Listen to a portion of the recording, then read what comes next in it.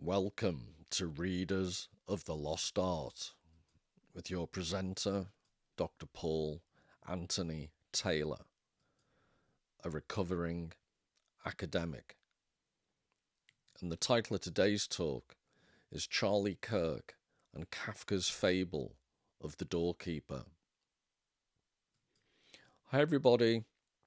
Now what I wanted to do in the following video was approach the tragic death, the assassination of Charlie Kirk from a slightly unusual perspective by linking it to the work of someone who wouldn't often probably be associated because they were quite diametrically opposed characters and personalities. So Franz Kafka was quite neurotic. I looked at this in a previous video that addressed his letter to his father, this undelivered letter that was posthumously published that his father never received. But he was incredibly neurotic, but ironically this led to him being a great writer. Charlie Kirk, by absolute contrast, was a brilliant organiser, extrovert, free speech advocate. So it might seem that there's very little crossover, but there's a small section of Kafka's book, the novel The Trial, that's called Before the Law. And it's a very small section that was published independently. That's part of the penultimate chapter that is called In the Cathedral. And I just love this book cover because it actually encapsulates the door that I'll be talking about in a second, but also the sense of a cathedral too. But Kafka was incredibly protective of his work and quite a perfectionist. So his novels were actually unfinished, and he was mostly not published in his own lifetime. In his lifetime, he was mostly known for short stories. And this very small section was published independently before the law. As in his diaries, Kafka referred to it as a fable. People have also referred to it as a parable. But it's this beautiful, very short, and I'll be reading it to you in a second, but the self-contained, ambiguous, complex, resonant piece of writing. And this is, if you go onto YouTube, Orson Welles did a narration, and it's got animation as well, and this is a screen grab from the animation, and the combination's quite effective of Orson Welles' sonorous voice and this dark, quite simple animation. And for those that aren't familiar with the channel, what I'm going to do is read out sections, and because I'm not Orson Welles and I have a Mardy Ringo Starr-like voice, I intersperse text with images from artworks just to break things up, but also hopefully to create some type of resonance and to make the overall effect greater than the sum of its individual parts. So hopefully you'll see some resonance between the text as Kafka wrote it and some artworks that are all based around the general theme of doors and doorways. And I'll read it out, show you the art, and then I won't spend an awful lot of time, but I'll give you a taste of how the fable can be interpreted. And I'm not claiming I have unique privileged insight. The whole point about a fable or a parable is it's open to interpretation. And this is the thing, one of the reasons why I wanted to explore it, because the whole point of this fable and the whole point at a wider level of Kafka's work is that it was ambiguous and open to interpretation. And Charlie Kirk, to my mind, was all about pursuing meaning, and we can argue over whose truth is the truth, and that's what politics is all about. But Charlie Kirk struck me as someone who recognized the ambiguity, and insofar as we can achieve clarity in human activity, it can only be achieved through dialogue. It can only be achieved through arguments honed through debate. And that's what he spent his life doing. And I'm convinced this has been a theme that I've been thinking about for a long time, that even though literature and art strikes most people as a luxury, as something on the sidelines of our day-to-day concerns, I'd argue that it's no coincidence and that the things are linked, that our societies become more and more dogmatic. The media that through which most people now spend their time consuming rather than reading or looking at good art, that is based upon a lack of nuance. It's based upon doorkeepers to our access to information, and those doorkeepers are what, in some ways, Kafka's Fable is all about. And the person confronting the doorkeeper, without wanting to bias your own reading of the fable, why I think it's relevant to Charlie Kirk is that Charlie Kirk was advocating independence of mind, striving for meaning by, as I've said, finding the best arguments and talking things out and through. And the fable is about someone who doesn't do that, who allows themselves to be dominated by a doorkeeper. And that is the danger our society lives in. Without nuance, the nuance to be found in art and literature, without independent thinking and people striving for some type of truth, even though that truth can be debated because we each and all have our own. Without art and literature to provide some type of basis for civil discourse and to train people, educate them in the ways of nuance and interpretation and ambiguity, I honestly think that's why we're heading into such dark, barbarous times. But without more ado, I'll read from this section before the law. Before the law stands a doorkeeper. A man from the country comes to this doorkeeper and asks for admission to the law. But the doorkeeper says that he cannot grant him admission now. The man reflects and then asks if he will therefore be permitted to enter later. It's possible, the doorkeeper says, but not now. Since the gate to the law is open as always, and the doorkeeper steps aside, the man bends down to look through the gate into the interior.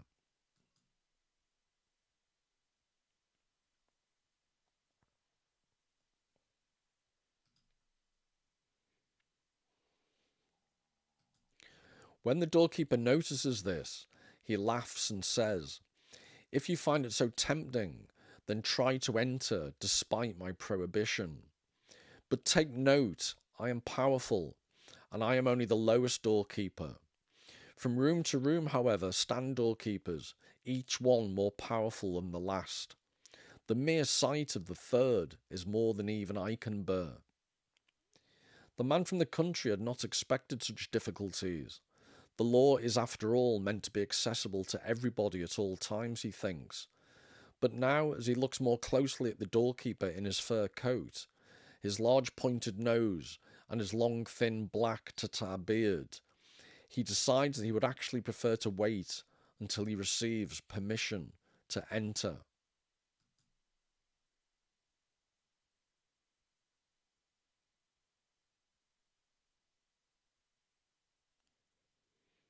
That's Rooms by the Sea, 1951, from Edward Hopper.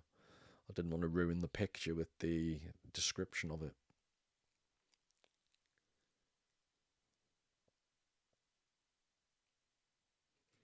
The doorkeeper gives him a stool and lets him sit to the side of the door. He sits there for days and for years. He makes many attempts to gain admission and tires the doorkeeper with his pleading. The doorkeeper often subjects him to a little questioning, asks him about his homeland and much else besides. But these are indifferent questions like those posed by great gentlemen, and in the end he always tells him that he cannot admit him yet. The man, who equipped himself with many items for his journey, uses everything, no matter how valuable it is, to bribe the doorkeeper. The latter does indeed accept everything, but also adds, "I am accepting it only so you don't think that you neglected something."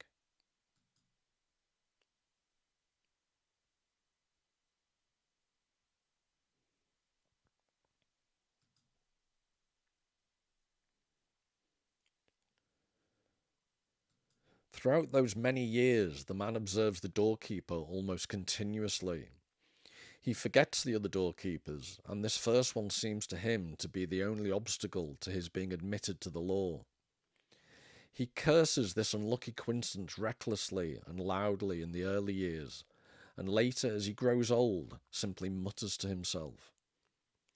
He becomes childish, and since he has during his long years studying the doorkeeper spotted the fleas in his fur collar, he asks even the fleas to help him change the doorkeeper's mind.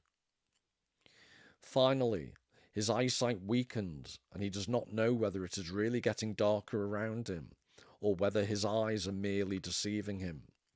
Yet he now perceives amidst the darkness a radiance which bursts out inextinguishably from the door of the law.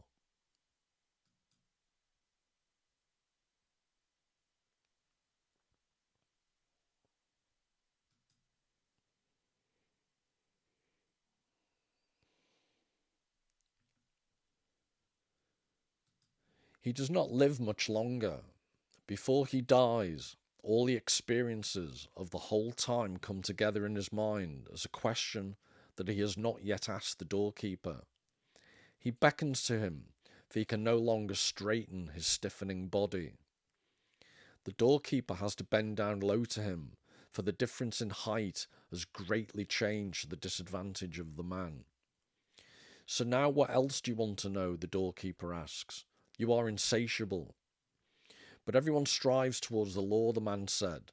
How is it that during those many years no one except for me requested admission? The doorkeeper realizes that the man is nearing his end, and in order to reach his diminished hearing, he roars at him. Nobody else could be admitted here, since this entrance was intended for you alone. I shall go now and close it.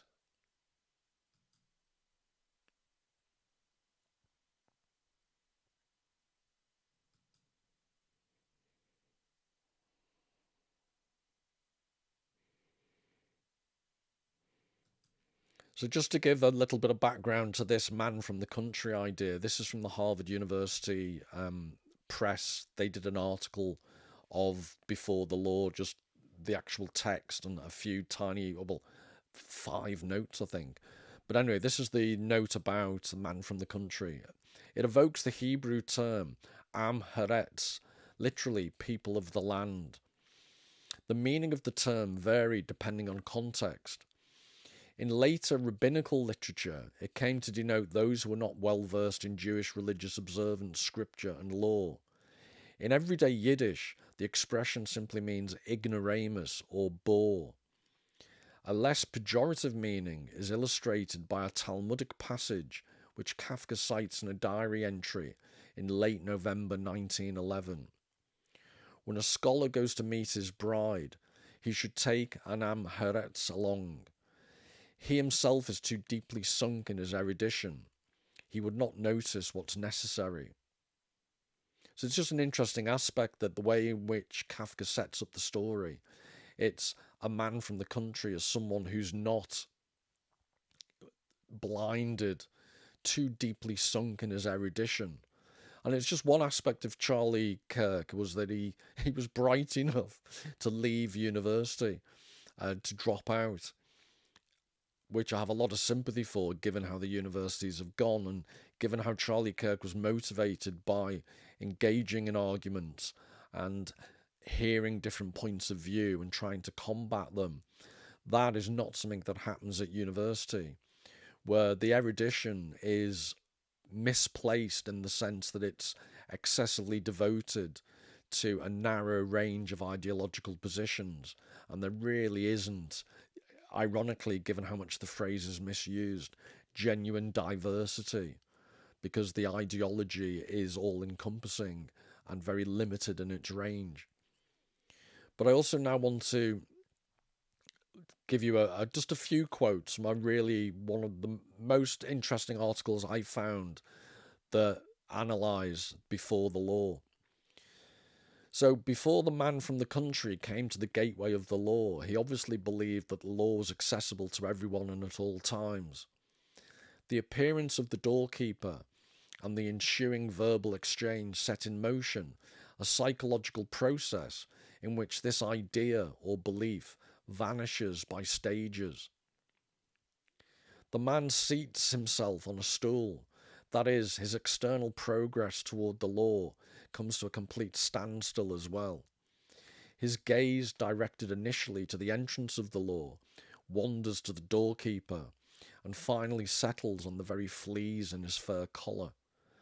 So this idea of the specificity, the detail, it strikes me as really relevant to what the doorkeepers of the media do. They confuse and divert and bamboozle members of the public by delving deep down. I just love this phrase that settles on the very fleas in his fur collar. The minutiae of the lives of celebrities, pop stars, athletes, etc. That's what the media is dominated by. And this description is almost a brilliant encapsulation of the way in which modern society has narrowed its focus. Just like the man from the country outside the door, the doorkeeper has effectively stopped him from engaging his mind on bigger things. It's narrowed and narrowed and narrowed. And again, I think this is what Charlie Kirk was battling against. He was trying to reintroduce people to what lay behind the door. Access to the law, and the law can mean various things. I'm taking it to mean authority of some type of truth or meaning. I think meaning would be my best approximation to what the law is referred to as. So whether if you're religious, a transcendent being, or law with a capital L, the meaning that should be guiding your life, these are the type of things the law could be referring to. But those type of big issues are not what the doorkeeper, or in modern parlance, the media gatekeepers, want you to be considering.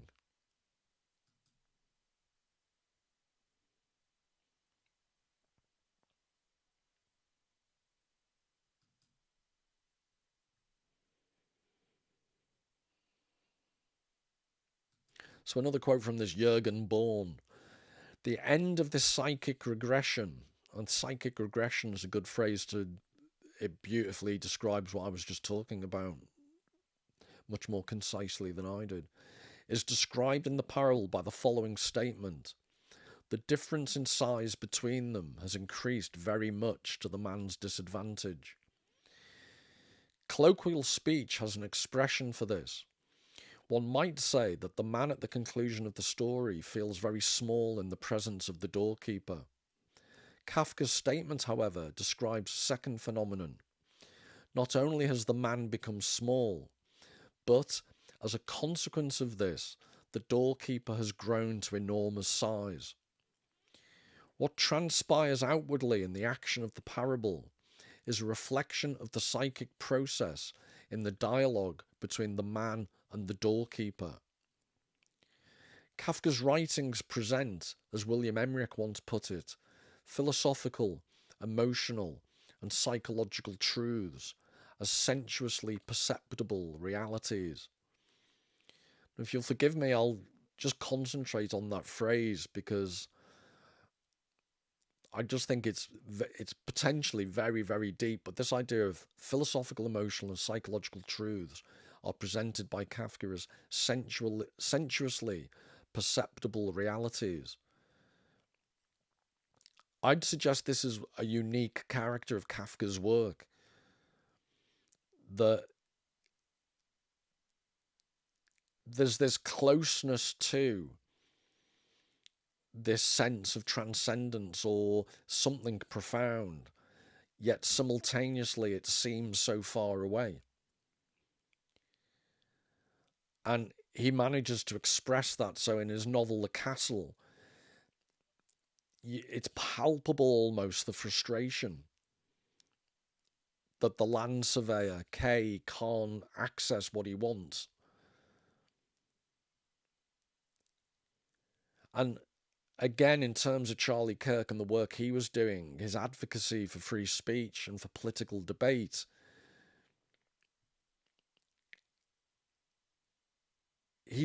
Charlie Kirk was encouraging the dialogue. He was encouraging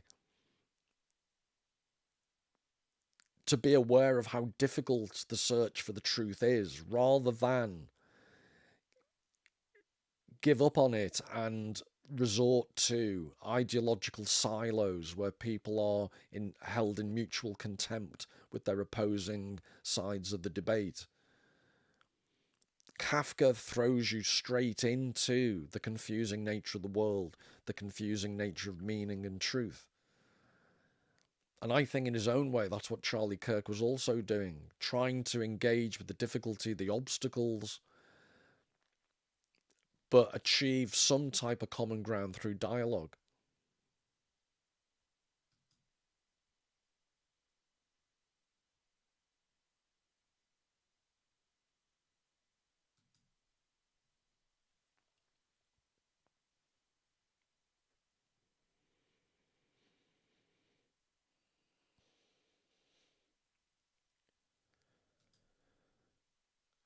So again with Jürgen Born here, there are obstacles, as there always are, but then life consists in taking such obstacles.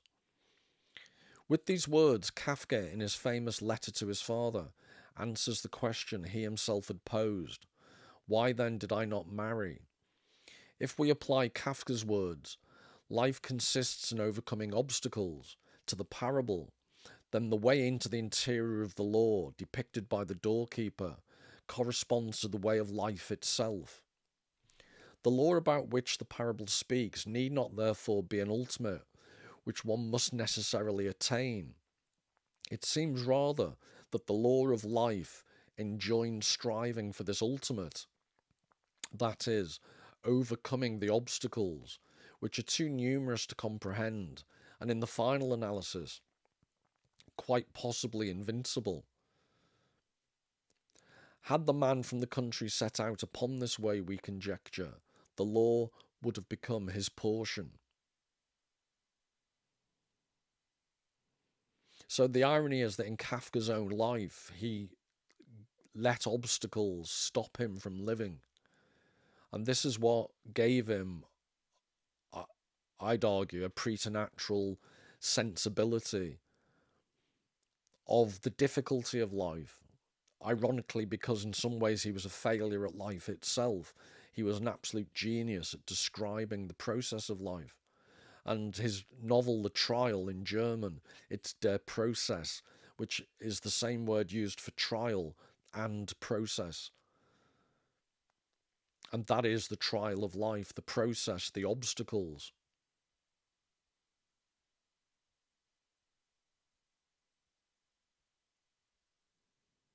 But rather than seeing obstacles as the ultimate barrier,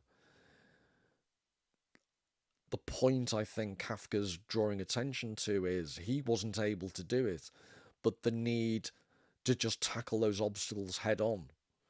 What was stopping him just walking through the door? You could argue that the doorkeeper would have prevented him, but that's not necessarily clear. Implicit, the doorkeeper tries to put him off by suggesting there are more doorkeepers, and that almost implies that it's perfectly possible you could move beyond me, but then there are others in the way. But as is being described here, that's life. There are obstacles, and it's this focus upon obstacles as a natural part of life, which again, sorry to keep underlining the point, but I think is what Charlie Kirk was doing with the constant argumentation that he was encouraging people to engage in. The problem, I think, with the widespread dogmatism that is on college campuses, especially in the US and the UK, is that obstacles are removed and they're replaced by these all-encompassing ideologies that provide falsely simple solutions to life's complexity. And you can't get people across a table to discuss those complexities and present opposing points of view or different nuanced interpretations. And those differences and nuances and interpretations are embodied in literature, especially Kafka's work, which has this parable in such a short, tiny piece of writing is open to such interpretation. So I'm arguing that Kafka was doing what, at a literary level, what Charlie Kirk was always trying to do, open people's minds to the need for interpretation. And those interpretations should be contested. And there aren't, maybe Charlie would disagree, he had his own Christian faith, etc. So, and I'm sure he did have strong political opinions, but they never seemed to foreclose the constant willingness to engage in what would hopefully be productive dialogue with people who disagreed with him. Just like if you disagree with my interpretation or Jürgen Born's interpretation of Kafka, that's, when you read literature, you learn very quickly that's par for the course. It's the nature of the beast. Literature is designed to be interpreted. And whilst there's huge debates within literary theory, the new criticism versus other schools of thought, deconstructionist schools, so it's increasingly debated whether texts have any underlying essence. But this is yet another example of just the never-ending levels of interpretation that can be applied to a text. And if you live in a society where people, students particularly, because we're talking about universities, and that's tragically where Charlie died, universities should be the epicenter where this level of interpretation goes on. And it is interesting that I'm trying not to get into the politics of it, because my interpretations, I studied for a long time the work of Slavoj Žižek, who's a raving Stalinist communist in his political views, but his endless reinterpretation and attention to the nuances and how ideology works and how it manipulates people. That's what drew me to his work, not because I share his political opinions. And that type of nuance, level of debate, this is what should happen at universities worthy of the name. And that's what Charlie was trying to, in his own way, foster.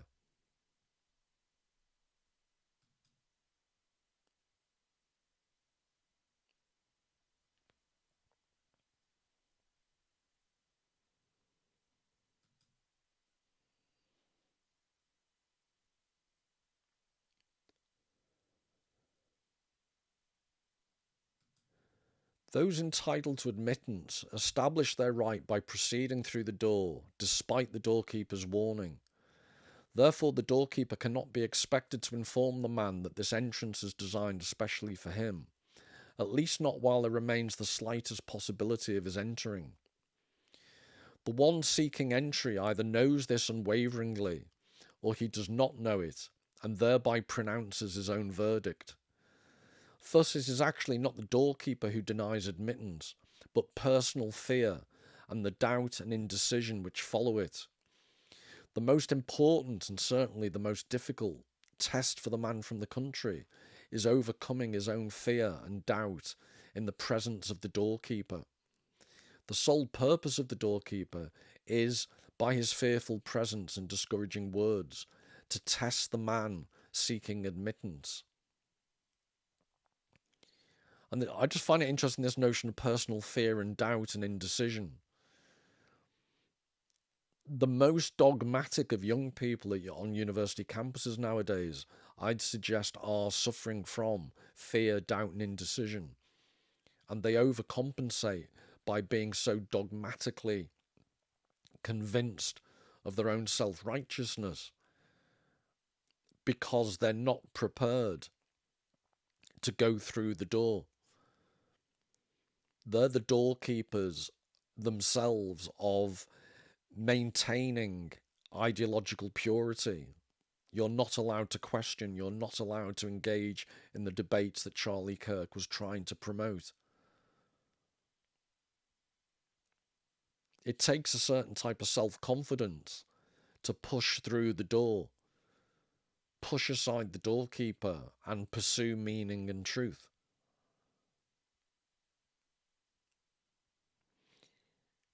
And that's what I think sets out Charlie Kirk as so unusual, because, myself included, most people, it's much easier to stand on the sidelines and not put yourself at risk and not engage with the cultural Maoists, is how I'd probably describe them now.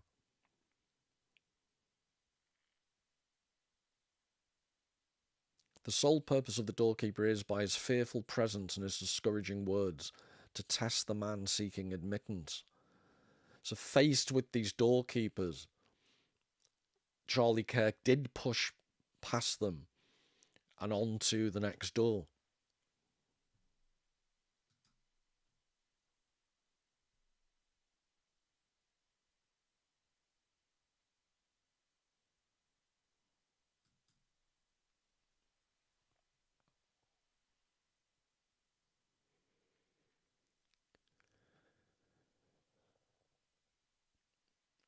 Now, if I can just add to Jürgen Born's analysis, which I've just shown you excerpts from, after the Before the Law little excerpt I've read to you, Joseph K. in the trial is in this cathedral, and this priest has a conversation with him. So this is, it's after Beyond the Law, that section, but it's still within the chapter In the Cathedral, and this is part of the dialogue between the priest and Joseph K. And I think it further contributes to what I've just been talking about, the role of doorkeepers, the role of media gatekeepers. And what's interesting is that the priest and Joseph K. discuss the meaning of the parable, and they disagree about its possible meaning. But their discussion is much longer than the actual parable itself. So the priest is saying there's even one opinion which says it's the doorkeeper who's been cheated. That does seem to take things too far, said Kay. How can they argue the doorkeeper has been cheated? Their argument, answered the priest, is based on the simplicity of the doorkeeper. They say the doorkeeper doesn't know the inside of the law, only the way into it, where he just walks up and down. They see his ideas of what's inside the law as rather childish, and suppose he's afraid of himself, of what he wants to make the man frightened of. Yes, he's more afraid of it than the man, as the man wants nothing but to go inside the law, even after he's heard about the terrible doorman there, in contrast to the doorkeeper who doesn't want to go in. So I'm taking this as it resonates with me. Those people who are ideologically so sure of themselves, they don't want to engage with concepts of truth or meaning that could threaten their worldview. At some deep level, they're terrified of confronting the foundations of their own belief system, when, in order to be a fully sentient adult worthy of the name, that should be part of the thing you're willing to do.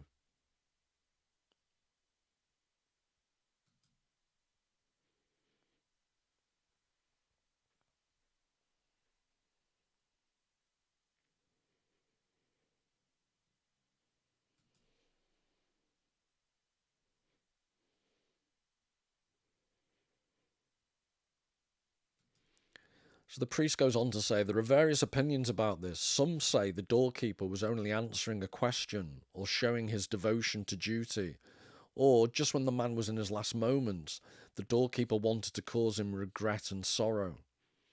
There are many who agree that he wouldn't be able to close the door. They even believe, at the end at least, the doorkeeper is aware deep down that he's the man's subordinate, as the man sees the light that shines out of the entry to the law, whereas the doorkeeper would probably have his back to it and says nothing at all to show there's been any change. So there is this irony. The man from the country is free.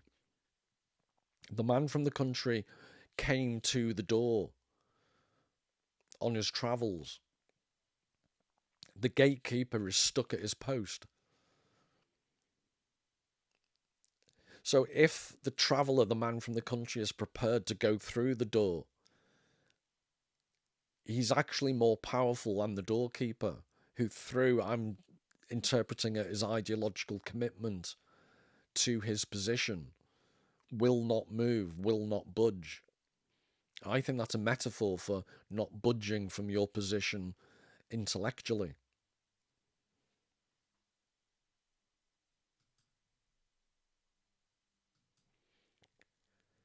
And this is another part of the dialogue which it stands out to me as one of the most significant parts of the dialogue.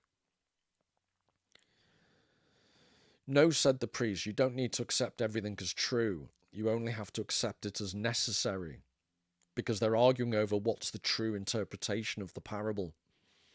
And the priest's line is, no, you don't need to accept everything as true. You only have to accept it as necessary. Depressing view, said Kay. The lie made into the rule of the world. And again, my interpretation of Charlie Kirk's motivation is that he wasn't prepared to be lied to. So I can think of various instances in recent cultural memory and ongoing debates where basic, and I think you'll know what I'm talking about, basic scientific truth, because it's not convenient in the name of diversity and to protect people's feelings, the lie made into the rule of the world.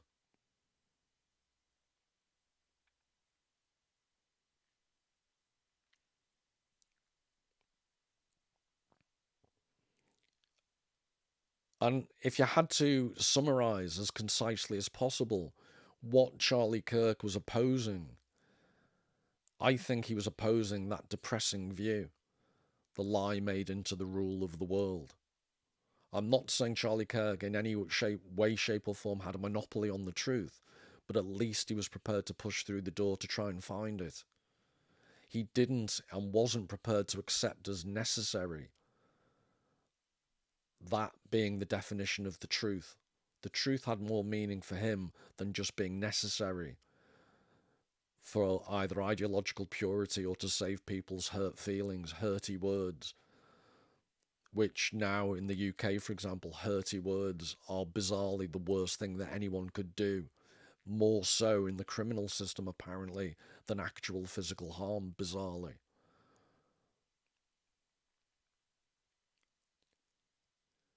So just to finish, I'm going to finish with a poem and an image, a couple of images,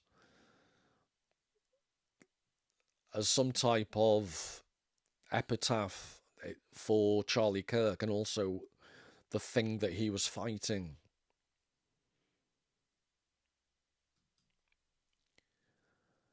Turning and turning in the widening gyre, the falcon cannot hear the falconer. Things fall apart, the centre cannot hold.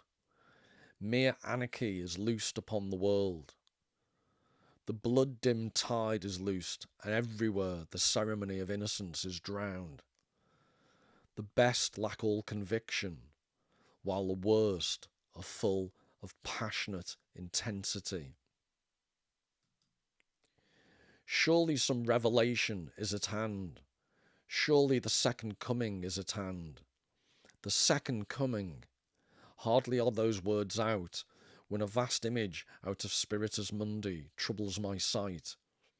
Somewhere in the sands of the desert, a shape with lion body and the head of a man, a gaze blank and pitiless as the sun, is moving its slow thighs, while all about it reel shadows of the indignant desert birds. The darkness drops again, but now I know that 20 centuries of stony sleep were vexed to nightmare by a rocking cradle.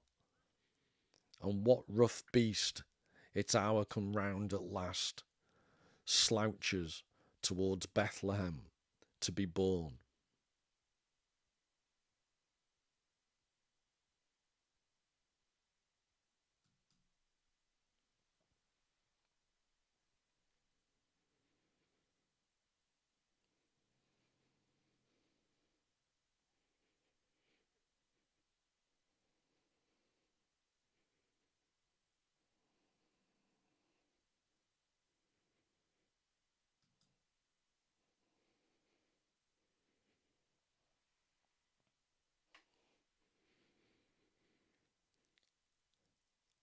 I'll just leave you with one more image of Charlie Kirk and one of the paintings I've already shown.